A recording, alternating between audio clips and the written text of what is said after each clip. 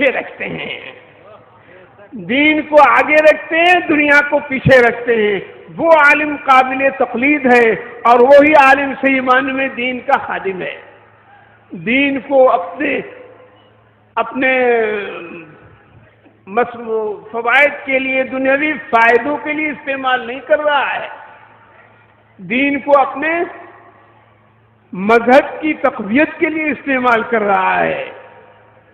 اگر کسی کو اللہ تعالیٰ نے بولنے کی صلاحیت دے دی، اچھا بیان کرنے کی صلاحیت دی، ایک فن اور علم اور صلاحیت تو اللہ کی کا عطیہ ہے، محبت الہیہ ہے وہ۔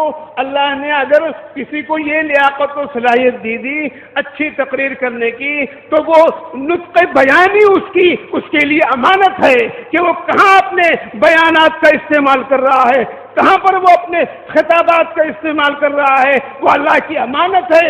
کوئی بھی جملہ اس کا نکلے گا عند اللہ پکڑا جائے گا۔ اگر کسی کو یہ لیاقت حاصل ہے، لکھنے کی صلاحیت اگر کسی کو اللہ نے دے دی کہ اس کی تحریر بہت اچھی ہوتی ہے، تو اس کا قلم، اس کی صلاحیت اس کے لیے امانت ہے، اور وہ پابند ہے کہ امانت داری کے ساتھ جو بات لکھنی ہو وہ لکھے۔ یہاں قلم کس کے ہاتھ میں ہے، یہاں زبان کس کے منہ میں ہے، یہ تو ملت کا مسئلہ ہے۔ نا اہل کے ہاتھ میں قلم ہے، نالائق کے منہ میں زبان ہے، جس کو چاہتا ہے گالیاں دیتا ہے، اور نا اہل کے ہاتھ میں قلم ہے، جس پہ چاہتا ہے فتوے ٹھوکتا ہے۔ ملت کا یہ سب سے بڑا مسئلہ ہے۔ کیا آپ کو نظر آتا ہے؟ ایسا مسئلہ آپ کو دکھتا ہے کہ نہیں دکھتا ہے کہ اس مسئلے میں سارا فطور حدیث میں ہے، من سکتا نجا، من سکتا نجا، چپ رہا جو اس نے نجات پا لی۔ یہ خاموشی ایک بڑی بہترین اور فائدہ مند چیز ہے۔ جب صوفیوں نے وہ معاملہ دیکھا، بوریا نشینوں نے یہ دیکھا کہ خطابت کا چرچا ہے، ایک سے ایک شعلہ بیان مقوی موجود ہے، خطابت کے کمال کا یہ عالم ہے کہ رات بھر لوگ بیٹھ کر کے تقریر سنتے رہتے ہیں اور جمے رہتے ہیں، یہ خطابت کا ایک کمال ہے۔ لیکن خطیب، اس کے اندر کوئی اللہ کا ڈر نہیں ہے، وہ کچھ بول رہا ہے۔ جب وہ امانت سمجھے گا تو وہی بات بولے گا جس کو وہ بہتر سمجھتا ہے، شریعت کے مطابق سمجھتا ہے، وہی بات بولے گا جو آپ کے فائدے کے لیے ہے، وہ بات نہیں بولے گا جو آپ کو خوش کرنے کے لیے ہے۔ ادھر وہ جب تقریر کرنے بیٹھتا ہے، وہ خطیب، تو نذرانے اس کے تخیل میں ہوا کرتے ہیں، رقم اس کے تخیل میں ہوا کرتی ہے، پیسے اس کے تصور میں ہوا کرتے ہیں کہ ایسا بیان کرو کہ اگلی بار لوگ بلائیں۔ پھر ہے ایسا، میں کچھ کہہ رہا ہوں، کسی کو اسٹیج پر برا نہ لگے، یہ ایک جنرل بات ہے، عام ہے۔ وہ یہ سوچتا ہے کہ میں کوئی ایسی بات کروں کہ دوبارہ ہمیں لوگ اپنے محفلوں میں بلایا کریں تاکہ کام ہمارا چلتا رہے۔ اس کو یہ خیال جب ہو جائے گا تو پھر وہ امانت میں خیانت کرتا رہے گا۔ اور اگر کوئی شیخ وقت کو مشیخت کی گدی پہ بیٹھ چکا ہے، پیری مریدی سٹارٹ کر دی اس نے، تو وہ یہ کوشش کرے گا، اگر اس کے اندر اخلاص نہیں ہے، اگر اس کے اندر اخلاص نہیں ہے تو وہ کوشش کرے گا کہ جہاں بھی جائے اس کی بزرگی کے اوپر کا اثر لوگوں کے اوپر ہو جائے، بزرگی کا اثر ڈالنا چاہتا ہے تاکہ لوگ اس کو زیادہ سے زیادہ اپنی طرف لوگوں کو مائل کر سکے۔ شیخ سعدی نے واقعہ لکھا ایک شاہ صاحب کا کہ وہ کسی بادشاہ کی دعوت میں گئے، وہاں انہوں نے بہت کم کھایا، برائے نام کھایا، نمازیں بہت دیر تک پڑھی انہوں نے، جب وہ گھر واپس آئے تو گھر میں کہنے لگے گھر والوں سے کہ کھانا لاؤ، کھانا کھائیں گے۔ اس تقریب میں ان کے ساتھ ان کا لڑکا بھی گیا ہوا تھا۔ بیٹے نے پوچھا کہ آپ تو وہاں کھانا کھا چکے، اب کھانا کیوں مانگ رہے ہیں؟ تو انہوں نے کہا کہ میں نے وہاں کھانا کم کھایا تھا تاکہ بادشاہ پر میری بزرگی کا رعب رہے، اور میں نے نماز بھی زیادہ اس لیے پڑھی تھی کہ تاکہ لوگ اس پر ہماری بزرگی اور نمازی ہونے کا اثر ہو۔ تو بیٹے نے کہا کہ کھانا دہرا رہے ہیں تو نماز بھی دہرا لیجیے، نماز بھی دہرا لیجیے کہ آپ نے اس کے لیے پڑھی، اللہ کے لیے نہیں پڑھی۔ تو اخلاص اور دیانت ایک ایسا وصف ہے جو اس زمانے میں مشائخ کے لیے ضروری ہے اور اس زمانے میں علماء کے لیے ضروری ہے۔ حضرت مجدد الفسانی شیخ احمد سرہندی رضی اللہ تعالیٰ عنہ کے ایک خاص خلیفہ تھے حضرت سید آدم بن نوری رحمۃ اللہ علیہ، اور انہوں نے ایک بار ارشاد فرمایا العلماء امناء الدین اذا لم يخالط الملوک، علماء دین کے امانت دار ہیں جب تک وہ حکمرانوں سے میل جول نہ رکھیں۔ وَإِذَا خَالَطُوهُمْ فَهُمُ اللُّصُوصُ، اور جب حکمرانوں سے میل جول رکھنے لگے تو وہ چور ہیں۔ ان کی دیانتداری کا تقاضا یہ ہے کہ اہل ثروت سے دور رہیں، حکمرانوں سے دور رہیں۔ اسی لیے حدیث میں یہ ارشاد ہوا ہے کہ نعم الامیر علی باب نعم الفقیر، نعم الامیر علی باب الفقیر اور بئس الفقیر علی باب الامیر۔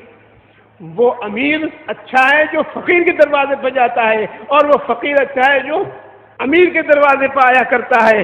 امیر اچھا ہے جو فقیر کے دروازے پہ جاتا ہے، اور فقیر اچھا نہیں ہے جو کسی امیر و رئیس کے دروازے پہ آتا ہے۔ تو آپ سمجھ لیجئے اس میں مفہوم کیا ہے اس کا۔ علماء موجود ہیں، ان کے سامنے یہ باتیں ہو رہی ہیں، تو بزرگان دین اور صوفیاء کرام وہ لوگ ہیں جو ملت کی آبرو ہیں، انہی سے دین و ملت کی عزت بچی بھی رہی ہے، ورنہ غیر مخلص لوگوں نے، نفس پرستوں نے، مفاد پرستوں نے اگر ان کے اختیار میں ہوتا تو اس ملت کا وہ حال کرتے کہ یہ ملت اپنی اصل شکل میں پہچانی نہیں جاتی۔ آج جو پہچانی جاتی ہے وہ انہی بوریا نشینوں کی وجہ سے پہچانی جاتی ہے، انہی صوفیاء کرام کی وجہ سے پہچانی جاتی ہے، جنہوں نے دین کو آگے رکھا، دنیا کو پیچھے رکھا۔ حضور فیاض المسلمین مال و دولت جمع کر کے نہیں بیٹھے، مال نہیں جمع کیا انہوں نے۔ ان کے پاس لوگ آتے تھے دین کی طلب لے کر کے، اور دین سے ان کو کی دولت سے وہ لوگوں کو مالا مال کرتے تھے۔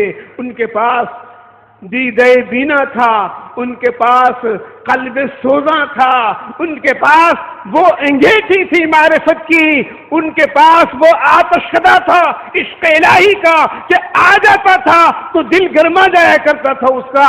ان کے پاس وہ انگیٹھی تھی کہ کوئی پاس بیٹھ جاتا تھا تو ان کے دل کی آنچ لے کر کے اٹھتا تھا۔ عشق رسول اور عشق الہی سے کہ کچھ حصہ لے کر کے اٹھا کرتا تھا۔ یہ چیزیں ان کے پاس تھیں، اور اسی میں وہ یہ کہنے کا حق رکھتے تھے یہی کچھ ہے ساقی متاع فقیر، یہی کچھ ہے ساقی متاع فقیر، اسی سے فقیری میں ہیں ہم امیر، سبحان اللہ سبحان اللہ، اسی سے فقیری میں ہیں ہم امیر۔ یہ اولیاء کرام اور یہ صوفیاء اعظام جنہوں نے بیٹھ کر کے اللہ اللہ ساری زندگی کرتے رہے، لوگوں کو اللہ اللہ کرنا سکھا دیا، لوگوں کے دل اللہ اللہ کرنے لگے، ان کی صحبت میں بیٹھ کر کے زبانیں اللہ اللہ کرنے لگی تو اللہ سے لگا دیا انہوں نے، اور اللہ کے حبیب صلی اللہ علیہ وسلم سے لگا دیا۔ پھلواری شریف میں عرس کی تقریب اس بات کی گواہ ہے کہ یہ بوریا نشین صوفی کس انداز میں سوچا کرتے تھے، یہ کس انداز میں سوچتے تھے۔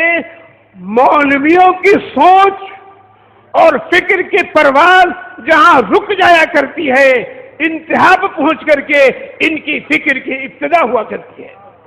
ان صوفیوں کی فکر معرفت کی فکر ہوا کرتی تھی. تو یہ اہل عرفان کی فکر اتنی اونچی تھی کہ انہوں نے جب یہ دیکھا کہ عرس کرنا ہے، عرس کرنا ہے تو کس کا عرس کریں؟ ان کے فکر عمیق نے یہ بتایا، فکر عالی نے یہ بتایا کہ عرس کرنا ہے تو ان کا کرو جو سب سے بڑے ہیں اس دنیا میں، ان سے بڑا کوئی نہیں ہے.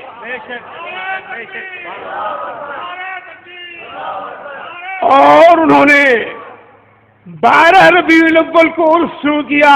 پورے بہار میں کہیں نہیں ہوا کرتا تھا اور پورے ہندوستان میں 12 وفات میں کہیں تقریب نہیں ہوا کرتی تھی اس پیمانے پر جس پیمانے پر مجیبی خانقاہ کرتی تھی. آج تو جلوس نکل رہا ہے، کئی دن ہوئے اس کو، آج اہتمام ہو رہا ہے، کتنے دن ہوئے اس کی؟ 300 سال پیچھے چلے جائیے، 300 سال پیچھے چلے جائیے تو اور ہر جگہ مین بزرگ کا ہوا کرتا تھا جو اس خانقاہ کے بزرگ تھے اس سلسلے کے. لیکن یہاں بیٹھنے والے صوفی اور بوریاں نشیں فقر و فاقے کے ساتھ زندگی گزارنے والے مال و دولت کل بھی نہیں جمع کیا تھا، آج بھی نہیں جمع کر سکے ہیں، آج بھی پیسے نہیں جمع کر سکے، کل بھی پیسے نہیں جمع تھے. یہ اہل بیت کا ایک طریقہ تھا، اہل بیت کے لیے قدرت نے یہی انتظام کر رکھا تھا. ما شبہ آل محمد یومین کاملین من خبز شعیر قط، 2 دن بھی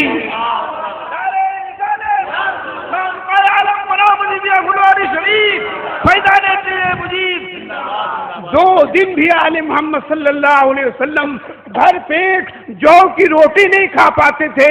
یہ قدرت نے طے کر دیا تھا اور رسول اللہ صلی اللہ علیہ وسلم نے یہ دعا فرمائی تھی کہ اللہم اجعل قوتا، اللہم اجعل رزق آل محمد قوتا، اے اللہ آل محمد کو حسب ضرورت روزی دے. پیسے زیادہ نہ ہوں ان کے پاس، پھسل جائیں گے، کم پیسے ہوں، ضرورت کے مطابق ہوں تو راستے پر رہیں گے. گھوم جاؤ ہندوستان بھر میں، ایک رجسٹر لے کر کے، قلم لے کر کے گھوم جائیے، پورے ملک میں گھوم جائیے. کون کتنا کھاتا ہے، کون کتنا جمع کرتا ہے. اور ادھر بھی آ جائیے، اس قصبے ناجیہ میں آ کر کے دیکھ لیجئے، اس بستان نجات میں آ کر کے دیکھ لیجئے کہ فکر مال کی نہیں ہے، فکر اپنے حال کی ہے. فکر اپنے حال کی ہو رہی ہے، مال کی کچھ بھی نہیں ہو رہی ہے. بہت زمینیں موجود، بہت جائیداد موجود، ایک سرکاری مختار عام متعین کر دیا گیا، رجسٹر وہ مختار عام تھا ساری زمینوں کا دیکھ بھال کرنے والا، اور اس نے زمینوں کو بیچ کر کے ایسا ختم کیا اور تمام زمینوں کی آمدنی کھا جایا کرتا تھا، حساب دے دیتا تھا بزرگوں کو کہ کچھ نہیں ہوا. ایسے سیدھے لوگ اور ایسے دنیا سے دور کہ اس پر یقین کرتے رہے. پانی سر سے گزر گیا، کچھ بھی باقی نہیں رہا. وہ جب تھی جائیداد تو فائدہ نہیں ہو رہا تھا، جب ختم ہو گئی تو بھی کوئی فائدہ نہیں ہے. باقی جو کچھ ہے وہ توکل کی برکت ہے، باقی جو کچھ ہے وہ اللہ پر توکل کی برکت ہے. وہ صوفی وہی ہے صحیح معنوں میں جو اللہ پر بھروسہ کر کے بیٹھتا ہے، وہ نہ تعویذ بیچتا ہے، وہ نہ تعویذ بیچتا ہے، وہ نہ تقریر بیچتا ہے، وہ نہ دعائیں بیچتا ہے، وہ کچھ نہیں بیچتا ہے، وہ دوائے دل بیچتا ہے. سبحان اللہ، سبحان اللہ. اور دوائے دل بیچنے والا، میں نے کبھی بتایا تھا آپ کو کہ دوائے دل بیچنے والا کبھی صدا نہیں لگاتا ہے. عطر بیچنے والا کبھی صدا نہیں لگاتا ہے کہ میرے پاس گلاب ہے یہ لے لیجئے، میرے پاس مشک ہے یہ لے لیجئے، میرے پاس عود ہے یہ لے لیجئے، میرے پاس چمیلی کا عطر ہے یہ لے لیجئے، میرے پاس بیلا ہے اور میرے پاس نسترن ہے، اس کے خوشبو لے لیجئے، وہ کبھی بھی آواز نہیں لگاتا ہے، وہ جدھر سے گزرتا ہے اس کی گزرتی ہوئی جہاں سے گزرتا ہے اس کی خوشبو بتاتی ہے کہ یہ کچھ بیچ رہا ہے، یہ کچھ بیچ رہا ہے۔ خریدنے والا اس کے سمجھ میں آتا ہے کہ یہ حقیقت الہیہ کا عنبر بیچ رہا ہے، یہ عشق رسول کا مشک بیچ رہا ہے، یہ محبت اولیاء کرام کا گلاب بیچ رہا ہے، اس سے لینے کی چیز ہے، اس سے لے لو تو کچھ حاصل ہو جائے گی، وہ خوشبو حاصل ہوگی جو قبر میں بھی باقی رہے گی اور آخرت میں باقی رہے گی۔ وہ ایسی خوشبو ہوگی جو ختم ہونے والی نہیں ہوگی، پائیدار خوشبو ہوگی۔ تو صوفی صحیح معنی میں وہی ہے جو پکارتا نہیں، کہتے ہیں درویش بے نوا، وہ اپنی جگہ پر بیٹھا ہوا، بیٹھ گیا اپنی جگہ پر، اعتکاف کر لیا، اس نے ساری زندگی کا اعتکاف کر لیا، ہے کوئی سامنے میں؟ ہے کوئی سامنے میں؟ ساری زندگی کا اعتکاف کر لیا، اللہ پر اتنا بھروسہ کیا کہ بند ہو کر کے بیٹھ گیا۔ اب بیٹھنے کے بعد بھی کوئی تحریک مال حاصل کرنے کی نہیں چلا رہا ہے، کوئی تحریک چندے کی نہیں چلا رہا ہے، وہ اپنی جگہ پر بیٹھ کے اللہ اللہ کر رہا ہے۔ اور نتیجہ کیا ہے؟ کتنی تحریکیں اٹھیں، کتنی تنظیمیں اٹھیں، کتنی زبانیں کھلیں، کتنے قلم گھسے، کتنی روشنائیاں ضائع ہوئیں، خانقاہ عالم پناہ کی ایک اینٹ نہیں کھسک سکی، اپنی جگہ پر ہے، اپنی جگہ پر ہے، اس لیے اپنی جگہ پر ہے، ساری مخالفتوں کے بعد اپنی جگہ پر ہے۔ تو وہ ایسا ہی ہے کہ نروے میں دشمنوں کے اکیلا حسین ہے، نروے میں دشمنوں کے اکیلا حسین ہے۔ حسین حسین ہے، حسینی حسینی ہے، کوئی ان کو مٹا نہیں سکتا، حسینیت کو کوئی نہیں مٹا سکتا۔ نعرہ تکبیر، نعرہ رسالت، نعرہ غوث، فیضان حسین، فیضان کربلا، دارالعلوم فیاض المسلمین۔ مٹ گئے حسینیت کو مٹانے والے، اور ہمارے ایک ہاتھ میں دامن حسن ہے، ایک ہاتھ میں دامن حسین ہے۔ میں نے کبھی آپ کو بتایا تھا کہ ہمارے شجرے طریقت میں امام حسن علیہ السلام آتے ہیں، اور جب یہ شجرہ تیار کیا گیا تو امام حسین علیہ السلام نے خواب میں حضرت تاج العارفین مخدوم شاہ مجیب اللہ قادری سے فرمایا، تمہارے شجرے میں میرا نام نہیں ہے کیا؟ میں تمہارے پیروں میں نہیں ہوں؟ تو انہوں نے اس میں حضرت معروف کرخی کی نسبت بڑھائی، جو حضرت معروف کرخی سے ہو کر کے حضرت امام حسین تک پہنچتی ہے، اور اس کے بعد علی مرتضیٰ کرم اللہ وجہ شریف تک پہنچتی ہے۔ تو آپ شجرے پھلواری کا شجرے قادریہ اٹھا کر کے دیکھیں گے تو اس میں ایک نسبت پہلے امام حسن علیہ السلام کی ہے، دوسری نسبت حسینی ہے۔ تو ہم حسنی بھی ہیں اور حسینی بھی ہیں، ہم حسنی بھی ہیں اور حسینی بھی ہیں۔ اس شجرے کی اعتبار سے ہر مجیبی، کیا ہر مجیبی حسنی بھی ہے، حسینی بھی ہے۔ اور جنت کس کے پاس ہے؟ ارے جنت حسن حسین کے قبضے میں تو ہے۔ الحسن والحسین سیدہ شباب اہل الجنہ، حسن حسین جوانان جنت کے سردار ہیں۔ اس لیے حضرت سید العلماء مولانا احمدی صاحب رحمۃ قدس سرہ العزیز کا دو شعر ہے، دی تیر مغاں بگوش من گفت چنی۔ میں معنی بتا دوں گا آپ کو، ذرا علماء کو دیکھیں کتنا فارسی جانتے ہیں۔ دی تیر مغاں بگوش من گفت چنی، رندی کنو میں بنوش عزلت مگزیں۔ پیر مغاں نے میرے کان میں کہا، یہ کہا کہ رند بن کے رہو، کنارے بیٹھنے کی ضرورت نہیں ہے. دی پیر مغام بگوش من گفت چنی، رندی کنو میں بنوش عزلت مگزیں، بخشت بگناہ تو کہ داری در دست، دامان مجیب دعوت المضطرین. تم اگر دامان مجیب تھامے ہوئے ہو تو تمہارے سارے گناہ اللہ تعالیٰ بخش دے گا. جب کوئی اللہ کے لیے بیٹھ جاتا ہے، اللہ کے رسول کے لیے بیٹھ جاتا ہے، اپنی ذات کو چھوڑ کر کے، اپنے باپ دادا کا عرس چھوڑ کر کے، نبی مکرم صلی اللہ علیہ وسلم کے عرس کو عام کرنے میں لگ جاتا ہے، سب پیسے 12 ربیع الاول کو اسی میں خرچ کرتا ہے، زیارت کراتا ہے اور عرس کرتا ہے، کھانے تقسیم کرتا ہے، اور اپنے لیے کچھ بھی نہیں رکھا. آج بھی ان کی عرس میں بھیڑ نہیں ہوا کرتی، آج بھی بانی خانقاہ کی عرس میں بھیڑ نہیں ہوتی. تو جب اللہ کے رسول کی ذات میں اپنے کو فنا کر دیا اس حد تک، تو وہ تو رحمت للعالمین ہیں، وہ ایسے کیسے بیٹھ جائیں گے؟ اپنے غلام اور خادم کو چھوڑ کر کے کیسے بیٹھ جائیں گے؟ اس لیے انہوں نے ارشاد فرمایا، کرم کیا انہوں نے یہ دیکھ کر کے کہ یہ ہماری اولاد میں بھی ہے، اور ہماری محبت میں اتنی قربانی دے دی. اپنے باپ دادا کا کچھ نہیں کیا، اپنے باپ دادا کے لیے کچھ نہیں کیا، اور اس کے تقریب ہمارے لیے اتنا اہتمام کیا، تو ان کے لیے اس پر یہ کرم ہوا.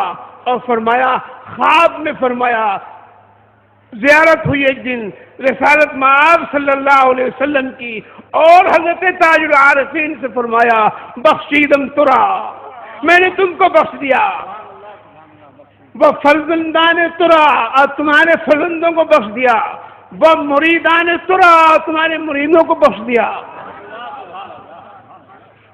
بعض خاطر شما ہمارا بخشیدم، عقل تمہاری خاطر سے سب کو بخش دیں گے. یہ پیشین گوئی اور یہ کرم اس وجہ سے ہوا کہ حب نبوی میں ڈوب گئے تھے. بانی کیا ڈوبے، اولاد ڈوبتی چلی گئی. بانی کیا ڈوبے حب نبوی میں کہ اولاد بھی ڈوبتی رہی، اور آج تک ڈوبی ہوئی ہے. بہت نکالنے کی کوشش کی لوگوں نے، کہاں اس بحر میں ڈوبے ہوئے ہو؟ ارے بحر مال میں آ جاؤ، بحر زر میں آ جاؤ، بحر اسٹیج میں آ جاؤ، ارے ان سب جگہوں پر آ جاؤ، یہ کام کی جگہ ہیں. کہاں عشق میں ڈوبے ہوئے ہو؟ پیسہ چاہیے، مال چاہیے، درہم و دینار چاہیے، کہاں نہیں، سب کچھ قربان ہے. ان کے قدموں پر وہ چاہ حاصل ہو جائیں تو سب کچھ حاصل ہو سکتی ہے. انہیں حاصل کرنا ہے، تم حاصل کرو، اولاد حاصل کرے، سلسلے کے لوگ حاصل کریں، زمانہ برا کہتا رہے تو صبر کرو، کل قیامت کے دن حوض پر ملو گے ہم سے. کل قیامت کے دن حوض پر ملنا مجھ سے. اپنے اصحاب کو فرمایا، مہاجرین و انصار کو فرمایا کہ تمہارے ساتھ میرے بعد زیادتیاں ہوں گی، تم صبر سے کام لینا، یہاں تک کہ تم حوض کوثر پر مجھ سے ملو گے. اور ہمارے ساتھ اگر زیادتیاں ہو رہی ہیں تو ہمیں صبر کرنا ہے کہ یہی صبر حسینی تو تھا، وہ صبر حسینی ہی تو تھا. وہ ایک نگاہ کافی تھی، یزیدیوں کی صفے کی صفے الٹ جاتی، لیکن صبر تھا. اور صبر زیادہ اہمیت رکھتا ہے طاقت رہتے ہوئے. آپ کو کوئی ایک آدھ مکہ لگا دے کوئی بچہ تو آپ اس کو جواب میں مار سکتے ہیں، اس سے زیادہ بھاری ہاتھ لگائیں گے اس کو. لیکن اگر آپ صبر کر لیں تو آپ کا یہ اعلیٰ ظرفی ہے کہ آپ نے صبر کر لیا، اللہ تک پر اس کا معاملہ چھوڑ دیا. تو جب لوگ اللہ پر معاملہ چھوڑ دیتے ہیں تو فیصلہ کون کرتا ہے؟ کون کرتا ہے؟ اللہ کرتا ہے. حضرت صدیق اکبر رضی اللہ تعالی عنہ کو ایک شخص برا بھلا کہہ رہا تھا. وہ ان کو برا بھلا کہہ رہا ہے اور رسالت میں آپ صلی اللہ علیہ وسلم مسکرا رہے ہیں. رسول اللہ بجائے کچھ بولنے کے مسکرا رہے ہیں. کچھ دیر کے بعد حضرت صدیق اکبر نے جواب دینا شروع کیا اس کو، تو رسول اللہ صلی اللہ علیہ وسلم کی مسکراہٹ بند ہو گئی.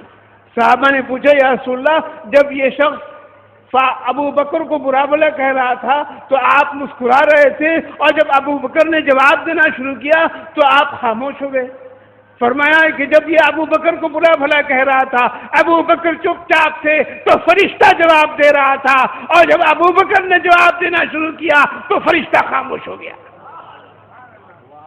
تو مومن اہل حال اپنے حال میں جب مست رہیں، اپنے دل کے احوال پہ جب نظر رکھتے رہیں تو دوسری طرف نظر رکھنے کی ضرورت نہیں پڑے گی ان کو. حضرت فیاض المسلمین رحمۃ اللہ علیہ نے اپنے زمانے میں شب معراج کے بارے میں یہ فیصلہ فرمایا کہ شب معراج میں رسول اللہ صلی اللہ علیہ وسلم کو 27ویں شب میں رجب کے معراج ہوئی. اس موقع پر کوئی تقریب خانقاہ میں ہونی چاہیے، اس لیے کہ رسول اللہ صلی اللہ علیہ وسلم معراج پر تشریف لے گئے، نمازیں فرض ہوئیں، یہ ایک بہت بڑی چیز تھی. تو آپ نے شب معراج کا عرس قائم کیا اور شب معراج میں آرڈر دیا کہ تمام چراغ جلائے جائیں، اور پورے خانقاہ میں چراغاں ہونے لگا. آج بھی ہوتا ہے اس وقت سے لے کر کے. تو یہ ان کے جذبہ محبت رسول کا ایک نمونہ تھا، اور اللہ تعالیٰ نے ان کو بڑی برکتیں عطا فرمائیں، ان کی اولاد نے برکت عطا فرمائی. ان کی اولاد کو 6ٹھی پشت ہو رہی ہے، اور آج بھی ان کی اولاد میں علم باقی ہے. آج بھی ان کی اولاد میں علم باقی ہے. وہ صوفی صحیح معنوں میں ہے اللہ کا مقبول، جس کو اللہ نے مقبولیت دے رکھی ہے کہ اس کے خاندان در خاندان میں علم اور فقہ اور تصوف اور احوال باطنی وہ سب باقی اور موجود ہیں. ختم نہیں ہوا، کچھ ختم نہیں ہوا. کتنی جگہوں پر 2-3 پشت میں کام تمام ہو گیا. یہاں یہ خانوادے جعفری زینبی 14-15ویں پشت میں آ چکی ہے، اور اتنے عرصے میں 12 پشت 14 پشت سے یہ ہندوستان میں یہ خانوادہ ہے، اور آج تک اس خاندان میں علماء فضلاء فقہاء سب ہوتے چلے آ رہے ہیں. اتنے طویل عرصے تک اگر کسی کے خاندان میں ایسی صورت پیش آتی ہے کہ اولاد کے اندر علم باقی ہے اور روحانیت موجود ہے، تو اس کے مطلب ہے کہ وہ کیا ہیں؟ اہل حق ہیں. اہل حق ہیں، وہ اہل حق ہیں. اور اہل حق کے ساتھ پر ایسے ہی اللہ تعالیٰ کا کرم ہوا کرتا ہے. اور اہل بیت کے ساتھ ظلم کرنے والے کا قلعہ کما کر دیتا ہے اللہ تعالیٰ. نسل منقطع ہو جاتی ہے اس کی. یزید کی منقطع ہو گئی، یزید کی نسل منقطع ہو گئی، کوئی باقی نہیں رہا، اور اہل بیت کی نسل موجود ہے نا. ایک حسین علیہ السلام کے بیٹے علی ذریعے سے زینبی نے کریمہ پر بہت تزمینیں ہوئی ہیں. کریمہ بے بخشائے برحال بندہ، مدرسہ برائے کمیٹی و چندہ. سنا ہے آپ نے؟ تو وہ کریمہ بے بخشائے برحال بندہ کہ ہستم اسیر کمند ہوا. تو وہاں کمند ہوا میں اسیر ہونے کی فکر نہیں ہے، چندے کی فکر ہے.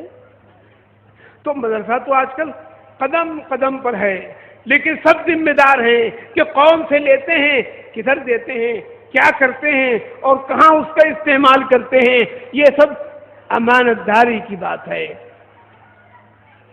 اور درسگاہ میں تعلیم ہونی چاہیے، اور مخلص علماء تیار کرنے کی ضرورت ہے. یہ بات طے ہو چکی دانشوروں کی نظر میں یہ بات طے ہو چکی کہ جھگڑا کرنے سے کچھ حاصل ہونے والا نہیں ہے، آپس میں جھگڑے کرنے سے کچھ حاصل ہونے والا نہیں ہے، اور آپس میں جھگڑے سے سب سے بڑا نقصان اتحاد کو پہنچتا ہے، اتحاد کو نقصان پہنچتا ہے۔ کیا بہار میں آج اندازہ نہیں ہوا آپ کو کہ معمولی سطح پر جو اتحاد ہوا تو ظالم سے نجات ملی نجات ملی ظالم سے، ایک بڑے ظالم سے نجات ملی۔ جو تھوڑا سا اتحاد کیا گیا بہار میں تو ایک بڑے ظالم سے نجات ملی۔ بڑی سطح پر اتحاد ہوتا تو بڑے بڑے ظالم سرنگو ہو جاتے۔ اتحاد کی کیا اہمیت ہے؟ اور جھگڑا کرنے سے کچھ حاصل نہیں۔ مارنے والے کا ہاتھ، مارنے والے کا ارادہ آپ کے مسلک کو پوچھ کر کے نہیں کرتا ہوتا، وہ آپ کو کلمہ لا الہ الا اللہ محمد الرسول اللہ کی بنیاد پر مارتا ہے۔ آپ کچھ بھی کرتے رہیے، آپ کا کلمہ دیکھے گا، آپ کا سر اتارے گا، اس سے کہ ان کے پاس تو صرف وہی ہے، وہی پہچان ہے، کلمہ پہچان ان کی نظر میں۔ کلمہ پڑھتا ہے تو اس کا مطلب ہے کہ یہ مارے جانے کے لائق ہے۔ اب آپ اس کو بتاتے رہیے، چلاتے رہیے، ہم سنی ہیں، ہم کو مت مارو، کافروں کو مارو، جن پر فتویٰ ہے، یہ آپ چیختے رہیے، وہ نہیں سمجھیں گے کہ کون فتوے سے کافر ہوتا ہے اور کون فتوے سے مسلم ہوتا ہے۔ وہ صرف یہ دیکھ رہے ہیں کہ کلمے کے اثرات آپ پر نظر آ رہے ہیں، آپ پر کلمے کے اثرات نظر آ رہے ہیں، آپ کلمہ پڑھ رہے ہیں، یہ کافی ان کے لیے۔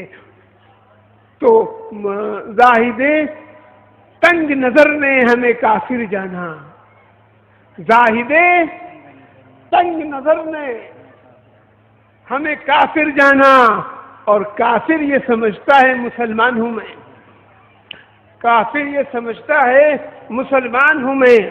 انہی بزرگوں نے تصوف اور روحانیت کی تعلیم کے ساتھ کتاب و سنت کی تعلیم عام کی ہے۔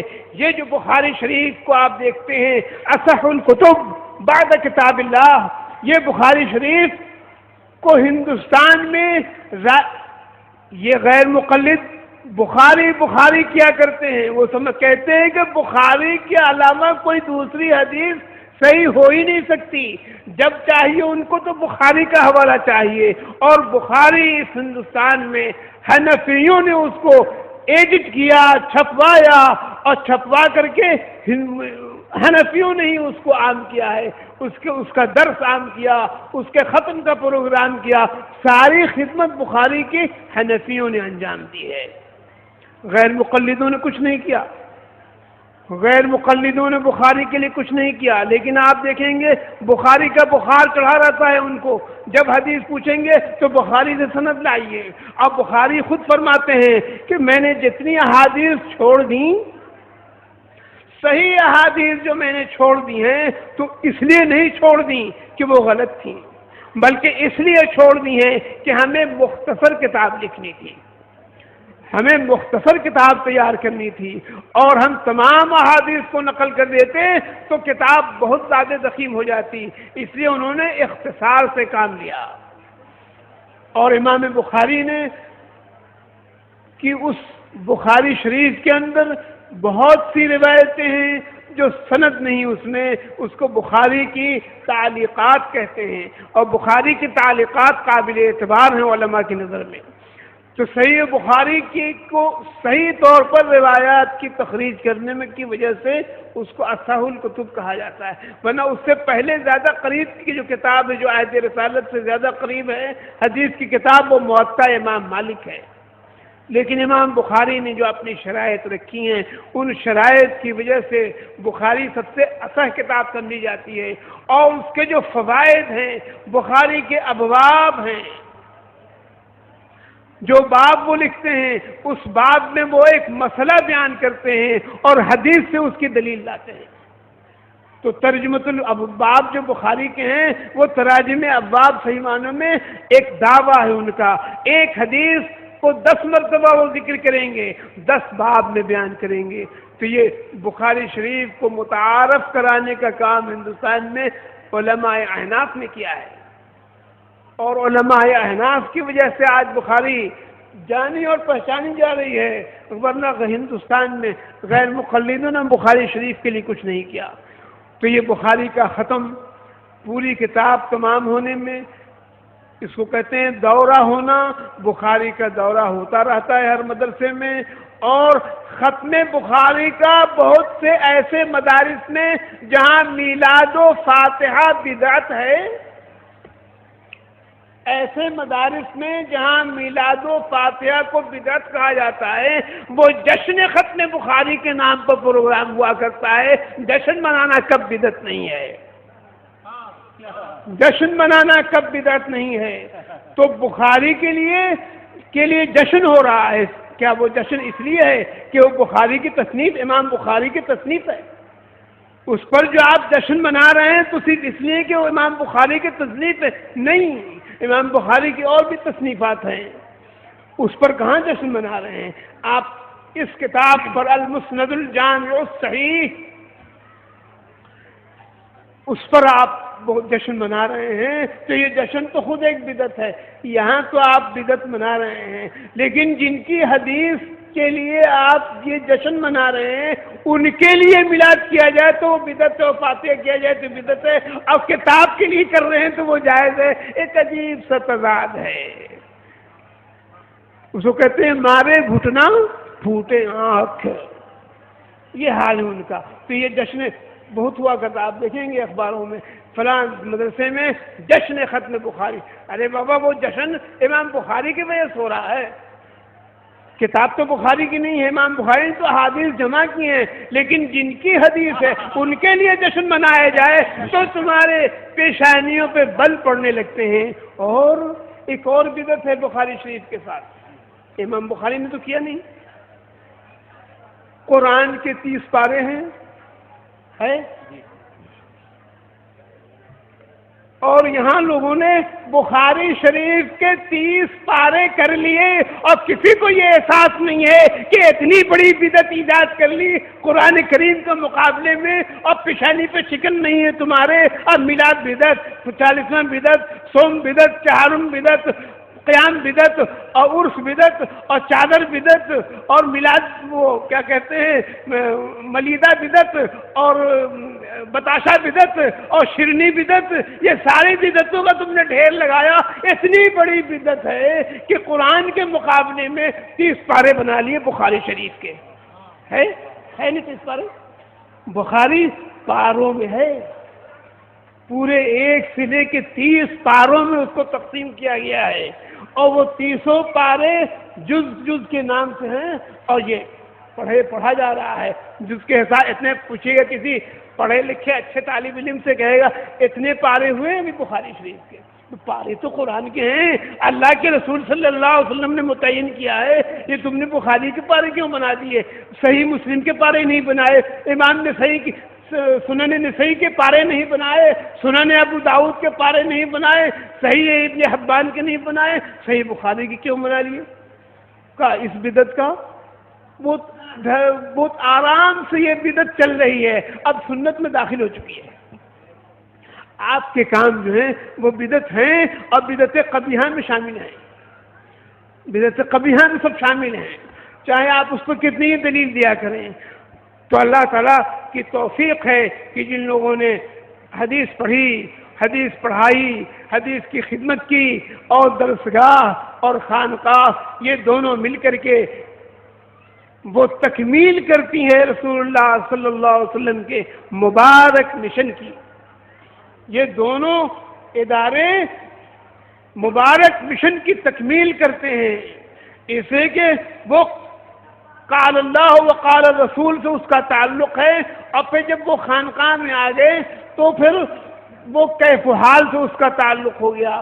اور اسی لیے حضرت جامی نے فرمایا ہے، خوشا مسجدوں مدرسوں خانقاہ کے دروے بود، قیل و قال محمد صلی اللہ علیہ وسلم، اس میں رسول اللہ صلی اللہ علیہ وسلم کا قیل و قال ہوا کرتا ہے، کیا فرمایا آپ نے، کیا نہیں فرمایا، اور اگر اس میں آپ تھوڑا سا وسعت دیجئے اس کو تو یوں کہہ سکتے ہیں خوشا مسجدوں مدرسوں خانقاہے کے دروے بود کیف حال محمد صلی اللہ علیہ وسلم، وہاں کیف حال بھی ہوا کرتا ہے، اور کیف حال کا حال یہ ہے کہ وہ حال کی کیفیت میں جب وہ ہے تو وہ بتا نہیں سکتا زبان سے کہ اس کی کیا کیفیت ہے، تو وہ کیف حال خانقاہوں میں سیکھتے ہیں، صوفیاء کرام سکھاتے ہیں، اور قیل و قال سے تعلق درسگاہوں میں ہوا کرتا ہے، اور قول اور عمل، یہ دو ہی چیز جو ہے اسلام انہی دو چیزوں کا نام ہے کہ قول کے بعد پھر اس پر عمل ہو۔ اللہ تعالیٰ اس درسگاہ کو قائم رکھے، اور جن عظیم المرتبت بزرگ کا کہ عرس کی تقریب ہے ان کے روحانی فیوض و برکات سے اللہ تعالیٰ مستفید فرمائے لوگوں کو، کہ انہوں نے ایک طویل عرصے تک لوگوں کی اصلاح حال فرماتے رہے ہیں، اور ہم ان کے لیے صاحب عرس کے لیے یہ دعا کرتے ہیں کہ اللہ اس کا اور بھی رتبہ بلند ہو، اللہ اس